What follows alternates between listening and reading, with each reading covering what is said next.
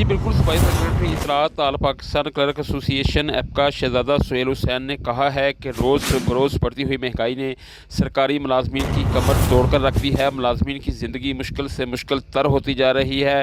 मुलाजमीन के मामलों से ज़िंदगी दरहम बरहम हो चुके हैं, जबकि मुलाजमीन की तनख्वाहें ना होने के बराबर हैं। शहजादा सुहेल हुसैन ने हुकूमत से मुतालबा किया और कहा कि हुकूमत फौरी तौर पर मुलाजमीन की तनख्वाहों में खतरखा इजाफा करे, मुलाजमीन को फौरी तौर पर यूटिलिटी अलाउंस दिया जाए, मुलाजमीन के स्केल रिवाइज़ किए जाए। सूबाई सेक्रेटरी इत्तलात एपका शहजादा सुहेल हुसैन का मज़ीद कहना था कि SNTAD के मुलाजमीन को यूटिलिटी अलाउंस मिल रहा है, दीगर मुलाजमीन को यूटिलिटी अलाउंस नहीं मिल रहा है। इनके साथ ये इम्तियाजी सलूक बंद किया जाए। रिटायरमेंट के बाद मुलाजमीन ग्रुप इंश्योरेंस से भी महरूम हैं, जबकि पाकिस्तान के इसी सूबा खैबर पख्तूनख्वा में मुलाजमीन को रिटायरमेंट के बाद ग्रुप इंश्योरेंस दिया जा रहा है, जबकि यहाँ पंजाब के मुलाजमीन के साथ इस इम्तियाजी सलूक को भी फौरी तौर पर बंद किया जाए। जी।